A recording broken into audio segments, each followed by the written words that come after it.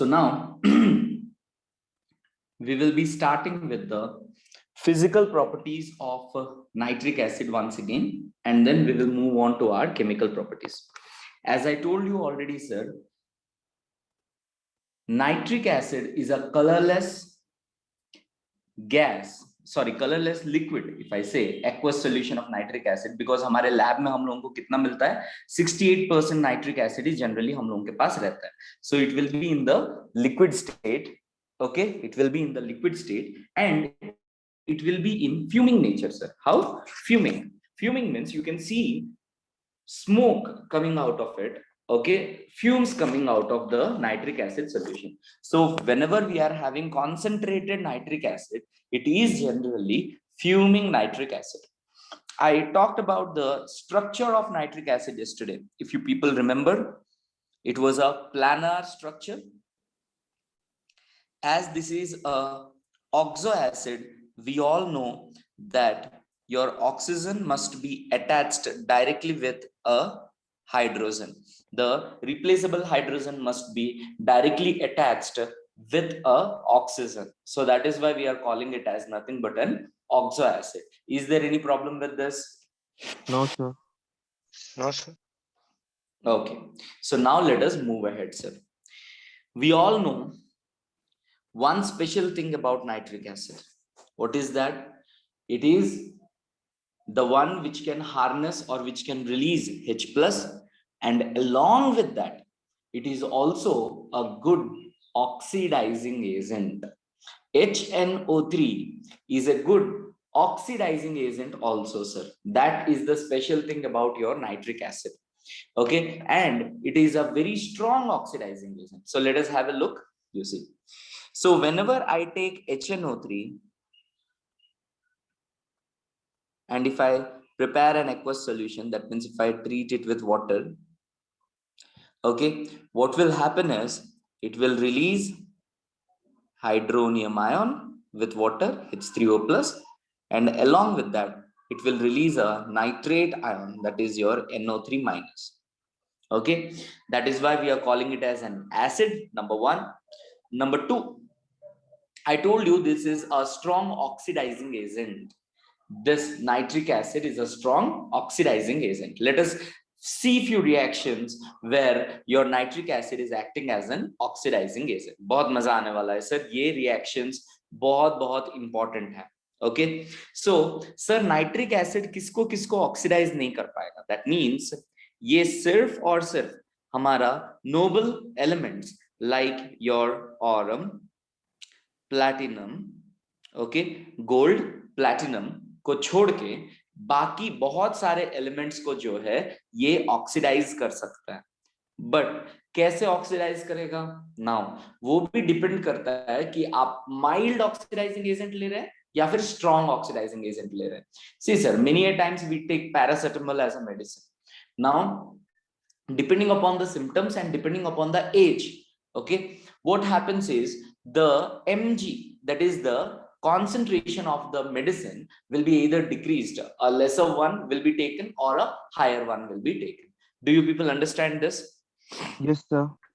In the same way, nitric acid can act as a little milder oxidizing agent and as well as stronger oxidizing agent depending upon the conditions or the concentration of the nitric acid. Say for example, I am taking copper, sir. I am taking copper and say I am treating it with nitric acid. But let us assume that we are taking dilute nitric acid. So as I told you, depending upon the concentration, your products will be decided. If I treat it with dilute nitric acid, then copper will first be forming a salt with nitrate, that will form copper nitrate, CuNO3 whole 2, okay, copper nitrate. Along with that, what will happen? There will be formation of nitrous oxide, nitrogen monoxide, and along with that you will get water. You will get what, sir? Water. So if we properly balance this, 4 moles of water we will be getting, 2 moles of NO, because already here 2 moles are there. So this is going to be 8, and this is going to be 3. Okay, and this again 3 coppers, so obviously 3 copper over here. So with a dilute nitric acid, nitrogen will form a product that is your nitrous oxide.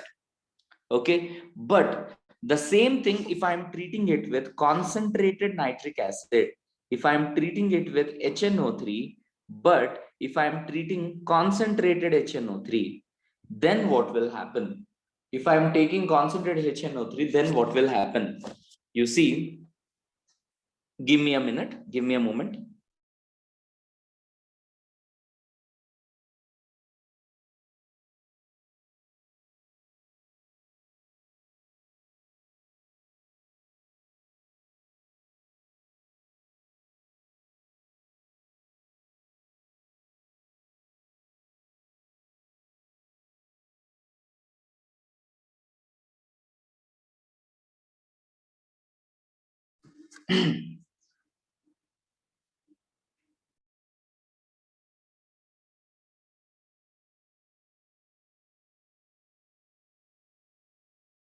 तीन दिन से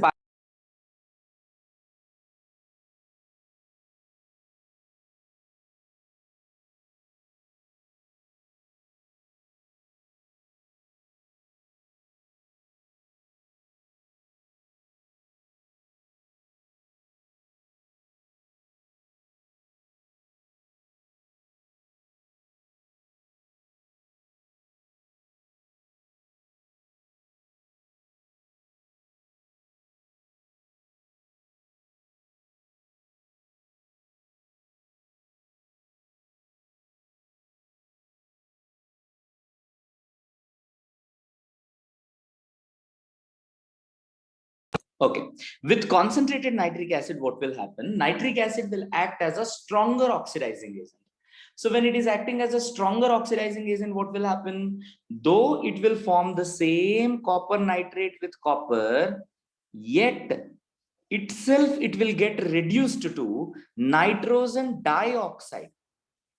Okay, it will form this time nitrogen dioxide, and along with that, it will form water.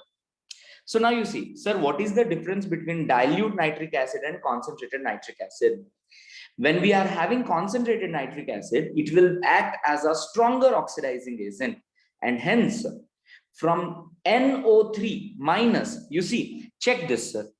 NO3 minus में nitrogen का oxidation state आप लोग पहले check कीजिए. तो X ले लेता हूं, तो X minus 6 is equals to minus 1. तो x is equals to plus 5. Okay, x is equals to plus 5. तो आप लोग देखिए, when I am taking dilute, x is equals to plus 5 से सिर्फ मैं x is equals to plus 2 पे जा रहा हूं. मतलब ये कितना इलेक्ट्रॉन बाहर से रिसीव कर रहा है? 3 इलेक्ट्रॉन बाहर से रिसीव कर रहा है. मतलब oxidizing agent, that means it will receive electrons from others. So how many electrons is it pulling out? It is pulling out 3 electrons from other. Why? Because it is dilute in dilute condition. Now under stronger conditions, what is happening? Have a look. Okay, I am having 4 moles of HNO3, okay, which is giving rise to 2 moles of NO2. Let us check. In NO2, nitrogen is present in what, sir? Plus 4 oxidation state. Yes, sir. Yes or no? Okay. Yes, so sir. now from plus 5 to plus 4, how many electron transfer is taking place? Only one electron transfer is taking place. Only one electron. That means it is only receiving one electron from others. But 4 HNO3 molecules, that means totally 4 electrons it is receiving. Whereas in dilute condition, what is happening, sir? We are in dilute condition, what is happening? We are having 8 nitrogen molecules which are going from plus 5 to plus 2. That means 8 nitrogen molecules into 3. That means 24 electrons it is receiving. Do we understand this? Yes, sir. No, sir. Okay. Now, kya no, sir? Sir वो 23 electron वाला कुछ 24 electron वाला कुछ समझ में नहीं आया. Plus 5 से प्लस 2 जा रहा है, ये समझ में आया? Yes sir. वैसे मैं एक और चीज बताऊंगा तुम लोगों को, ठीक है? 24 इलेक्ट्रॉन्स के अलावा भी कुछ चीज बताऊंगा। पूरा 24 इलेक्ट्रॉन्स हम लोग यहाँ पे नहीं लेंगे। एक चीज ध्यान दीजिए, मैं कैलकुलेशन में थोड़ा गलती कर रहा था, एक मिनट। NO3 माइनस यहाँ पे है और NO3 माइनस यहाँ पे भी है। टोटली यहाँ पे कितने NO3 माइनस है देखिए बेटा, 2 NO3 minus 2 into NO3 3 molecules, that mean 6 NO3 तो यहीं पे है।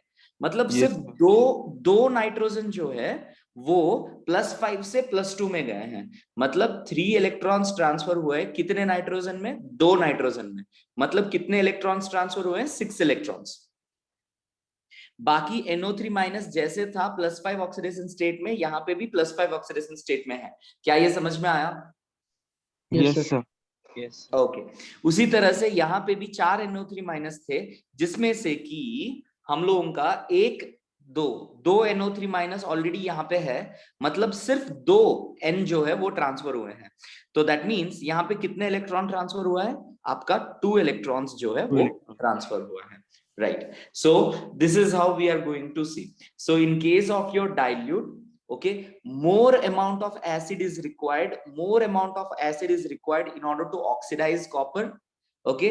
Whereas in case of your concentrated, even with less number of HNO3, that means because it is a concentrated solution, right, less number of HNO3 can also oxidize the given copper atom. क्या ये समझ में आ रहा है? Yes, sir. Yes, sir. Yes, sir. तो यहाँ पे हम लोगों को समझना क्या है? Sir, under dilute conditions, nitric acid will get reduced to only nitrous oxide, whereas under concentrated conditions, nitric acid will get reduced to nitrogen dioxide. This is what we are going to remember. क्या ये समझ में आ रहा है? Yes, sir. Yes, sir. Okay, but यही same चीज अगर हम लोग जिंक को लेते हैं, देन हमारा डाइल्यूट कंडीशंस में जो रिएक्शन है वो थोड़ा सा चेंज हो जाएगा। चलिए देखते हैं कैसे चेंज होता है, right? Now before I move ahead, did people really understand how copper is reacting with dilute HNO3 and how it is reacting with concentrated HNO3? Yes, sir. Yes, sir. Yes, sir. Because I am not getting those vibes from you people. देखिए अच्छे से, copper with dilute HNO3 या concentrated HNO3 दोनों में से किसी के साथ भी रिएक्ट करे sir, okay, we know that under these conditions, as NO3 is acting as an oxidizing agent, copper को वो कॉपर 2+ में कन्वर्ट करेगा ही करेगा, वो कॉपर से 2 इलेक्ट्रॉन्स को निकालेगा ही निकालेगा। ये बात समझ में आ रहा है? सबसे पहले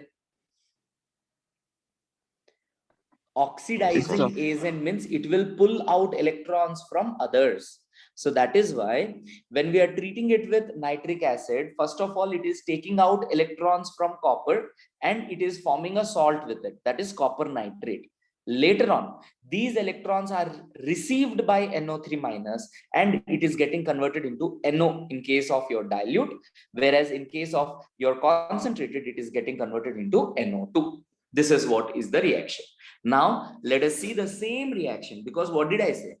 How nitric acid is going to react will depend upon its concentration and also with the type of material with which it is reacting. तो चलिए अब हम लोग react करवाते हैं जिंक के साथ. If I take zinc and if I treat it with HNO3 nitric acid, and this time let me take dilute. Okay, so one thing is for sure, sir, zinc nitrate तो बनेगा ही बनेगा because that is a salt, ZnNO3 whole 2, zinc nitrate. Okay, but along with that, this time with zinc what will happen, 5 moles of H2O will form, but you will be getting dinitrogen oxide. What you will be getting is dinitrogen oxide. अब आप लोग यहाँ पे सोचिए, copper के compare में zinc ज्यादा electropositive है या लेस इलेक्ट्रोपॉजिटिव है?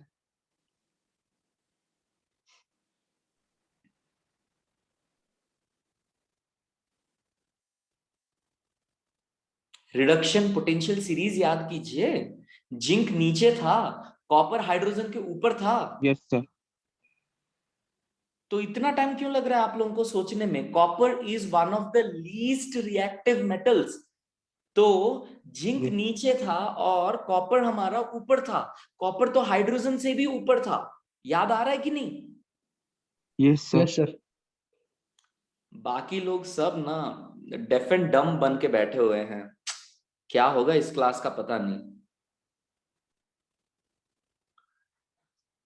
ओके, सो कॉपर से इलेक्ट्रॉन्स को रिमूव करना मुश्किल है एज कंपेयर टू जिंक से रिमूव करना, बिकॉज जिंक खुद इलेक्ट्रॉन्स डोनेट करना चाहता है, बिकॉज जिंक खुद एक मेटेलिक एलिमेंट है, जिंक खुद एक इलेक्ट्रोपॉजिटिव एलिमेंट है। कितने लोगों को ये बात समझ में आ रहा है? Yes sir. Yes sir. Right. तो फिर नाइट्रिक एसिड यूज करके जिंक से इलेक्ट्रॉन्स रिमूव करना ज्यादा आसान है। दैट मीन्स अब नाइट्रिक एसिड में जो हमारा नाइट्रिक एसिड में नाइट्रोजन जो +5 ऑक्सीडेशन स्टेट में है, देखो यहाँ पे नाइट्रोजन +1 ऑक्सीडेशन स्टेट में चला गया। समझो आप लोग, +1 ऑक्सीडेशन स्टेट में चला गया, मतलब आप लोग क्लियरली यहाँ पे देख पा रहे होंगे कि सर यहाँ पे नंबर ऑफ इलेक्ट्रॉन्स जो नाइट्रिक एसिड ने रिमूव किया जिंक से, वो कितना है सर? 4 इलेक्ट्रॉन ट्रांसफर हो रहा है, मतलब एक एक, हाँ 4 इलेक्ट्रॉन ट्रांसफर हो रहे हैं, 4 इलेक्ट्रॉन ट्रांसफर हो रहे हैं। ये कैसे हो गया? Because zinc is more electropositive than copper. Copper के केस में 3 ही इलेक्ट्रॉन निकाल पाया, but in case of your zinc 4 electrons were removed. Now why and how did this happen? Because zinc is more electropositive than your copper. Chaliye, this is one thing. Now let us move one more step ahead and let us try understanding this. Now the same zinc, if I treat it with HNO3, but this time let me treat it with concentrated HNO3. When I'm treating it with concentrated HNO3, one thing is for sure, that zinc nitrate will form, the salt will form, obviously, ZnNO3 whole 2. Along with that, you will get what, sir? Water तो fixed है, water तो मिलेगा ही मिलेगा, along with that आप लोगों का NO2 मिलेगा। Right, NO2 में क्यों बोल रहा हूं सर? क्योंकि नाइट्रोजन यहाँ पे हाईएस्ट ऑक्सीडेशन स्टेट में है +5, ये यहाँ से सबसे लीस्ट जो जा सकता है वो +4 तक ही जा सकता है, तो इसीलिए यहाँ पे +4 तक ये जा रहा है।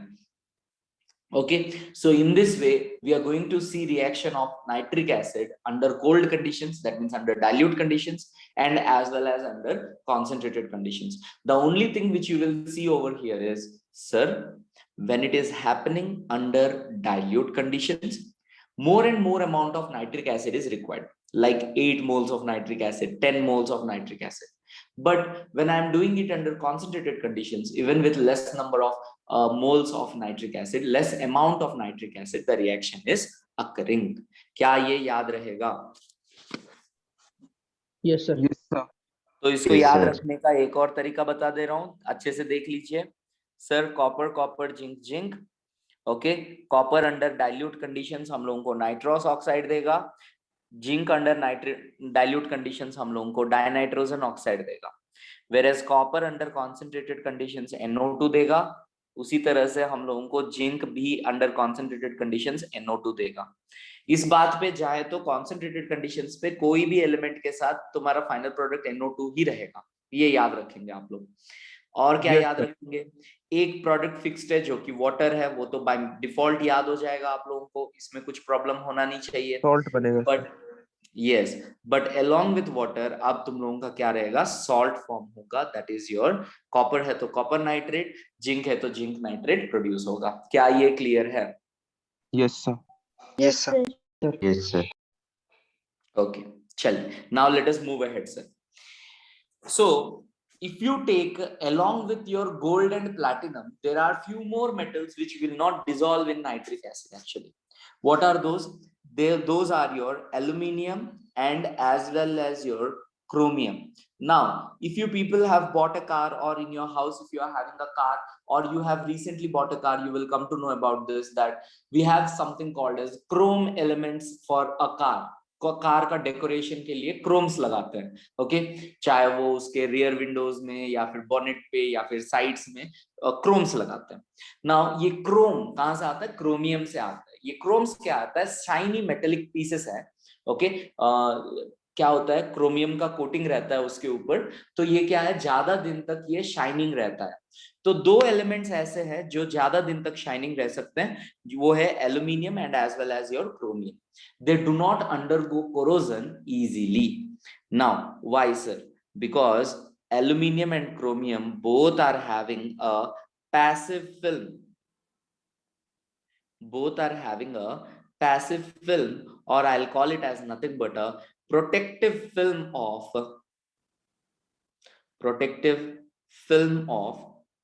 oxide on them. ओके, तो आप लोगों के घर में अगर एल्यूमिनियम यूटेंसिल्स हैं, आप देखेंगे एल्यूमिनियम के यूटेंसिल्स जो हैं चमकते रहते हैं, बहुत बहुत सालों तक जैसे का वैसे रहते हैं, उनको कुछ होता नहीं है. नाउ क्यों? Why is that? Because on this metal a layer of aluminum oxide is formed by default. Naturally उसके ऊपर जो है एक layer of aluminium oxide form होता है, जिसके वजह से क्या होता है, आपका कोई एसिड या फिर मॉइस्चर या फिर ह्यूमिडिटी कुछ भी जो है इसके ऊपर अटैक करके उसको मेटल ऑक्साइड में कन्वर्ट नहीं कर सकता. So that is why aluminium and copper chromium जो है वो ज्यादा से ज्यादा दिनों तक जो है शाइनिंग लस्टर देते हैं, एंड वो इतना जल्दी जो है कोरोड नहीं होते हैं. क्या ये समझ में आया? Yes, sir. Yes, sir. अगर Yes. किसी ने पूछा other than the noble metals which are those two elements which will not get oxidized by nitric acid easily or which will not get corroded easily, तो आपके दिमाग में immediately aluminium and chromium आना चाहिए, because both have a passive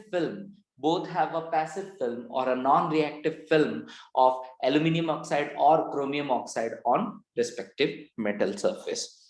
I hope this is very, very clear. Now we will move ahead. Now, as I have already told you, sir, concentrated nitric acid is a very good oxidizing agent. Concentrated nitric acid, that is your HNO3, is a very good oxidizing agent. So, sir, क्या ये सिर्फ metals को oxidize कर सकता है? The answer is no. It can even oxidize your non-metals. So, let us see few non-metals, how it is oxidizing them. If you are taking I2, and if you are treating it with nitric acid, if you are taking I2 and if you are treating it with nitric acid, it will get oxidized to iodic acid, HiO3. Iodic acid, HiO3. Along with that, it will produce NO2 and it will also give you water molecules. Okay, so concentrated HNO3 जब भी मैं use करूंगा ना, एक fixed product है आप लोगों का NO2. स्पेसिफिकली जब डाइल्यूट बोलेगा तभी जाके आपका NO अगर लोअर रिएक्टिव मेटल्स है, N2O अगर स्ट्रॉन्ग मेटल्स है, तो डाइल्यूट कंडीशंस में सिर्फ चेंज होगा. क्या ये याद रहेगा आप लोगों को? Yes, sir. Yes, sir.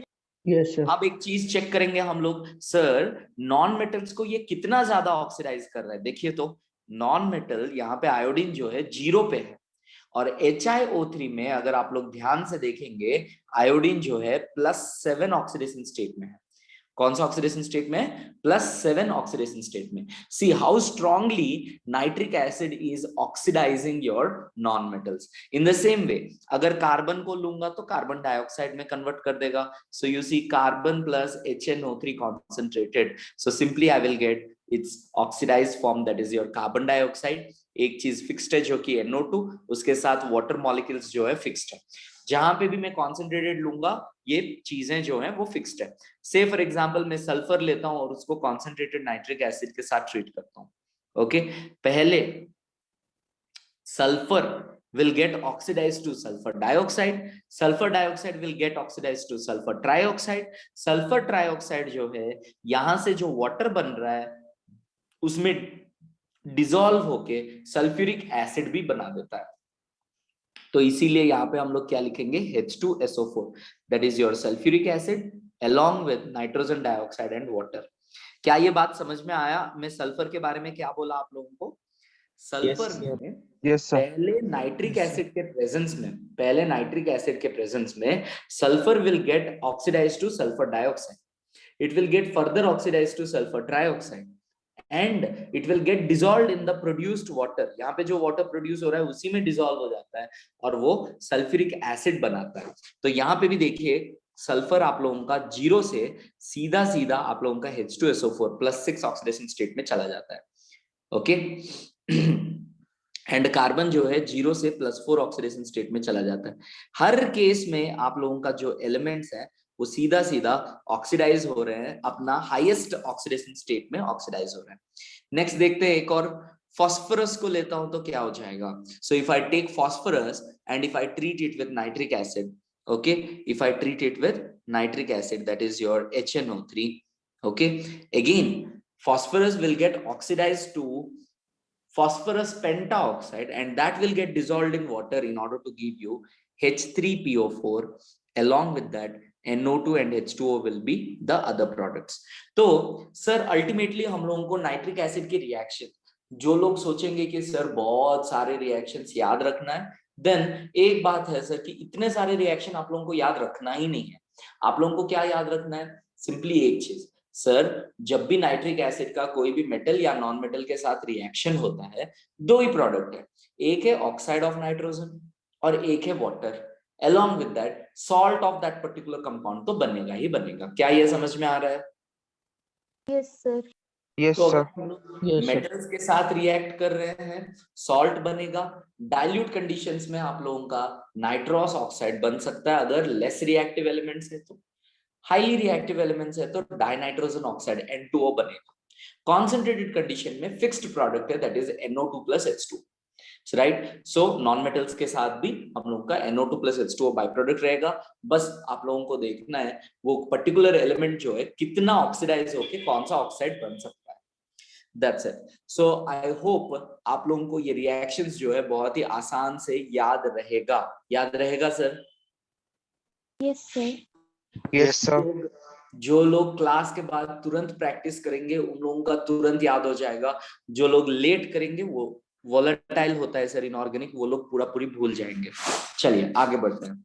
Now I am going to talk about an important lab reaction, that is your brown ring test. This brown ring test is actually to detect the presence of nitrate ions, NO3 minus, okay. Nitrate ions एक given salt में present है कि नहीं है। जैसे for example मैंने तुम्हें एक सॉल्ट दिया, उसमें NO3 माइनस है कि नहीं, ये टेस्ट करने के लिए आप क्या कर सकते हैं, ब्राउन रिंग टेस्ट कर सकते हैं। ओके, फॉर, और ऐसे लिख दूंगा brown ring test, test for NO3 minus. क्या ये क्लियर है? Yes, sir. तो देखिए नाइट्रेट आयंस है कि नहीं हम लोग कैसे टेस्ट करेंगे। जो भी हमारे पास सॉल्ट है ना सर, मतलब नाइट्रेट कंटेनिंग सॉल्ट है, दैट मींस NaNO3 हो, K2NO3 हो, KNO3 हो, या फिर आपका CuNO3(2) हो, कोई भी नाइट्रेट कंटेनिंग सॉल्ट को सबसे पहले हम लोग क्या करेंगे, उसका एक्वस सोल्यूशन बनाएंगे। क्या बनाएंगे हम लोग, कोई भी नाइट्रेट कंटेनिंग सॉल्ट को हम लोग सबसे पहले उसका एक्वस सॉल्यूशन बनाएंगे। कोई प्रॉब्लम है? No, No, sir. sir. उसके बाद हम लोग क्या करेंगे, इसमें फ्रेशली प्रिपेयर्ड, ये याद रखिए, freshly prepared ferrous sulphate solution या ऐड करेंगे हम लोग। Aqueous ferrous sulphate solution FeSO4 हम लोग इसमें ऐड करेंगे। ध्यान रखिए बेटा, FeSO4 में आयरन क्या है, +2 ऑक्सीडेशन स्टेट में है, और ये जो फेरस आयन है इसका एक खास एबिलिटी है। क्या एबिलिटी है सर, फेरस आयंस जो है ना, Fe2+ जो है ना, they can react with nitrate ions NO3 minus and they can convert them into nitric oxide, that is nitrous oxide, nitrogen monoxide NO, and वो खुद जो है ऑक्सीडाइज हो जाएंगे Fe3+ में। यही है ब्राउन रिंग टेस्ट का skeleton. The capacity of Fe2+ to convert NO3 minus into NO, NO3 minus into NO, that itself is nothing but the base of this particular reaction. तो क्या होता है ब्राउन रिंग टेस्ट में, कोई भी nitrate containing salt अगर हम लोगों को देगा तो उसमें फ्रेशली प्रिपेयर्ड FeSO4 थोड़ा सा डाल देंगे। थोड़ा सा फ्रेशली प्रिपेयर्ड FeSO4 डालने से क्या होगा, आपका Fe2+ जो है ये ऑक्सीडाइज हो गया Fe3+ में। It will lose one more electron to NO3- and it will form NO means nitrogen, nitrate ion जो है वो बना देगा NO, और आपका Fe जो है वो चला जाएगा Fe3+ बनाने में। क्या ये समझ में आ रहा है? Yes, Yes, sir. sir. That is Yes, the sir. First thing which you have to understand. अब ये जो NO है सर हम लोगों का नाइट्रिक ऑक्साइड जो है, this will act as a ligand. ये कैसे एक्ट करेगा? लाइगेंड के जैसा एक्ट करेगा। अगर आप लोगों को याद है तो हम लोग इसके बारे में बात किए हैं कि सर लाइगेंड्स जो हैं जनरली डी ब्लॉक एलिमेंट्स के ऊपर अटैक करते हैं और वो क्या बनाते हैं, एक कोऑर्डिनेशन कॉम्प्लेक्स बनाते हैं, एक कोऑर्डिनेशन कंपाउंड बनाते हैं। कल ही मैंने नोट लिखवाया है, ligands are either neutral or negatively charged compounds which generally donate their electrons to the vacant d orbitals of the transition elements. Yes or no? Yes, sir. Yes, sir. Yes, तो वो sir. Transition element, तो यहाँ पे बताइए ये जो NO बना मेरा, ओके, यहाँ पे ट्रांजिशन एलिमेंट कौन है मेरे पास? ट्रांजिशन एलिमेंट सिर्फ और सिर्फ आयरन है। Transition Yes, element sir. इसमें इस सॉल्यूशन में मेरे पास सिर्फ आयरन है। तो क्या करेगा आपका NO आयरन के साथ एक कॉम्प्लेक्स बनाएगा, Fe2+ के साथ एक कॉम्प्लेक्स बनाएगा। कौन सा कॉम्प्लेक्स है वो? FeH2O5 okay NO with a whole 2+। ये एक ब्राउन कलर का कंपाउंड है। ये क्या कलर का कंपाउंड है? Brown colour. इसका नाम क्या है? पेंटा एक्वा, पेंटा एक्वा नाइट्रोसो, पेंटा एक्वा नाइट्रोसो फेरेट। इसका नाम हो जाता है आप लोगों का पेंटा एक्वा नाइट्रोसो फेरेट। क्या यह समझ में आ रहा है? पेंटा एक्वा, ध्यान दीजिए, penta aqua 5 aqua, aqua water, nitroso okay, ferrate iron, ferrous से ferrate, so penta aqua nitroso ferrate. क्या ये समझ में आया? Yes, sir. आया। तो अब ये पूरा रिएक्शन लैब में हम लोग कैसे करते हैं वो बताता हूं, एक एक करके आप लोग देखेंगे, ठीक है? चलिए ध्यान से देखिए। First of all we will take a test tube. First of all what we will do, we will take a test tube, and in this test tube first of all we will prepare an aqueous solution of nitrate containing salt। Okay, जो भी salt मुझे दिया हुआ है जिसमें NO3- है, सबसे पहले मैं उस सॉल्ट का एक एक्वस सॉल्यूशन ले लूंगा। क्या ये क्लियर है? Yes, sir. अब मैं क्या करूंगा, इसमें फ्रेशली प्रिपेयर्ड FeSO4 डिसॉल्व करूंगा, freshly prepared aqueous ferrous sulphate solution. Okay, FeSO4 solution को फ्रेशली प्रिपेयर करके इसमें मिक्स करेंगे। तो जैसे ही हम लोगों ने इसमें FeSO4 डाल दिया, एक रिएक्शन हो गया। क्या है वो? Sir, the Fe2+ which is present from FeSO4 will react with NO3- and it will convert NO3- into NO, and it itself will get oxidized and it will form Fe3+। क्या ये clear है? Yes, sir. Okay, अब क्या होगा? अब क्या करेंगे हम लोग, इस टेस्ट ट्यूब को ऐसे एक टिल्टिंग पोजीशन में ले लेंगे सर। ओके, इस एक आयरन स्टैंड में हम लोग इसको टिल्टिंग पोजीशन में रखेंगे। इसमें हम लोगों का जो है aqueous NO3- solution and as well as your ferrous sulphate दोनों है। अब क्या करेंगे, we will take a dropper. What do we take? We will take a dropper.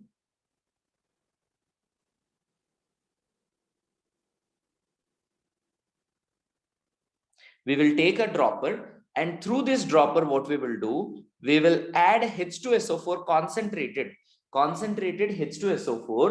कैसे ऐड करेंगे? ड्रॉप बाय ड्रॉप ऐड करेंगे from the walls of the test tube. On the walls of the test tube हम लोग dilute या sorry concentrated H2SO4 को drop by drop डालेंगे. हम लोग इस टेस्ट ट्यूब को ऐसे रोटेट करते रहेंगे और पूरा वॉल्स के थ्रू, सिर्फ वॉल्स के थ्रू जो है ऐसे स्लाइड होके नीचे जाना है, वॉल के ऊपर से स्लाइड होके नीचे जाना है. सल्फ्यूरिक एसिड को हम लोग डालेंगे.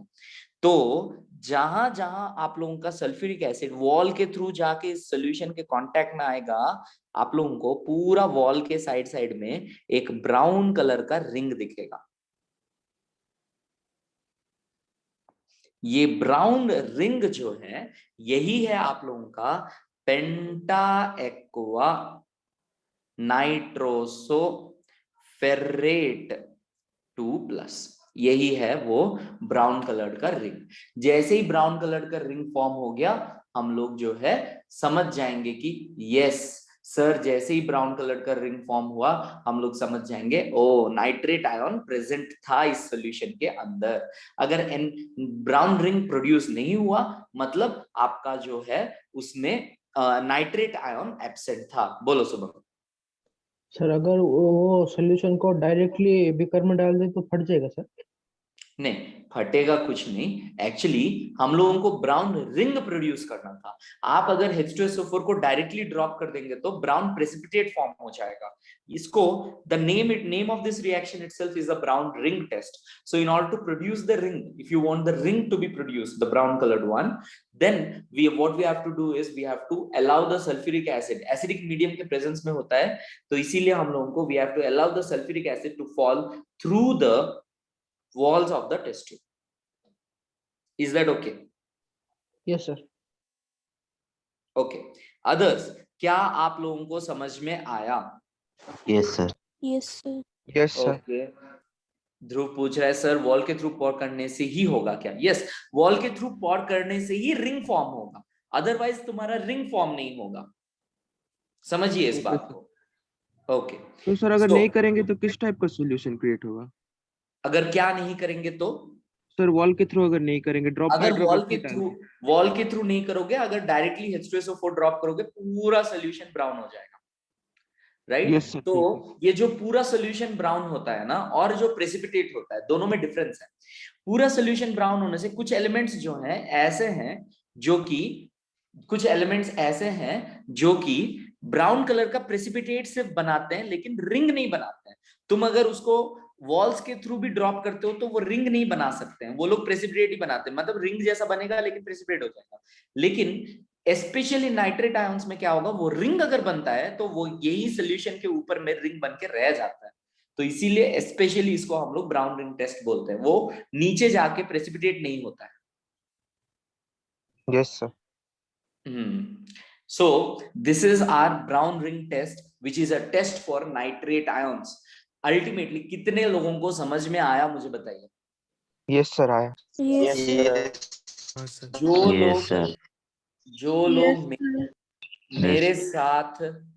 मेरे साथ रिपीट करेंगे, मेरे साथ रिवाइज करेंगे क्लास में ही, तो उन लोगों को और अच्छे से और जल्दी याद होगा as compare to others who are not repeating with me. Okay, if you repeat with me you will simply remember things much more easily. Okay, चलिए तो थोड़ा सा और आगे बढ़ते हैं. हम लोग यूजेस ऑफ नाइट्रिक एसिड देखते हैं. मैंने पहले ही बताया था nitric acid is a very good oxidizing acid. तो ध्यान से देखिए. सबसे पहले नाइट्रिक एसिड में क्या है? नाइट्रोजन है, मतलब पक्का इसको हम लोग फर्टिलाइजर्स या फिर हमारा जो इंडस्ट्रीज में यूज कर सकते हैं. तो देखिए, the major use of nitric acid is in the manufacture of ammonium nitrate for fertilizers and other nitrates for use in explosives and pyrotechnics. What are pyrotechnics? Pyro means fire, techniques matlab especially in those processes where fire is involved, where directly heat, fire is involved, burning is involved. It is also used for the preparation of nitroglycerin, trinitrotoluene and other organic nitro compounds. Other major uses are in the pickling of stainless steel, etching of metals and as an oxidizer in rocket fuels. चलिए अब हम लोग समझते हैं कुछ चीजें हम लोगों को बोला है यहाँ पे. Number 1, pickling of stainless steel.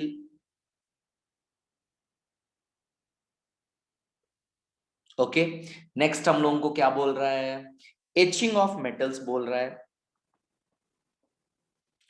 और एक और हम लोगों को क्या बोल रहा है, oxidizer in night rocket fuel. हम लोग ये तीनों को समझते हैं, oxidizer in rocket fuel. Okay, इन तीनों पॉइंट्स को हम लोग समझते हैं। Okay, number 1, pickling of stainless steel. क्या आप लोग जानते हैं the blades of a razor और अ ब्लेड, जो हम लोग रेजर में डाल के जो हमारे ग्रैंड पेरेंट्स हैं जो शेविंग करते हैं, राइट, तो that particular razor blade actually has to be very very clean and neat and should not contain any rust, because it comes direct in contact with our skin and as well as with blood sometimes. Yes or no? Yes, sir. And as well as during surgeries we use some stainless steel equipments, okay, for surgery to be taking place. Okay, even in that case the metals have to be completely rust free, they have to be sterile, okay, so that no infection would happen because of that. सो इसीलिए industry से packing होके, मतलब industry से stainless steel जाएगा कोई और industry में, वहां पे वो स्टील यूज होगा कुछ बनने में, फिर उस स्टील को हम लोग कोई यूजर तक पहुंचाते हैं पैकिंग करके, फिर वो यूजर यूज करता है। इतने दिनों में उस स्टील को कुछ नहीं होना है, it shouldn't get corroded, it shouldn't get rusted, it shouldn't get anything else. Okay, तो इसे होने के लिए हम लोग क्या करते हैं, स्टील बनने के बाद उसको नाइट्रिक एसिड के सॉल्यूशन में कुछ दिन तक या कुछ आवर्स तक हम लोग जो है इस स्टील को डिप करके रख देते हैं।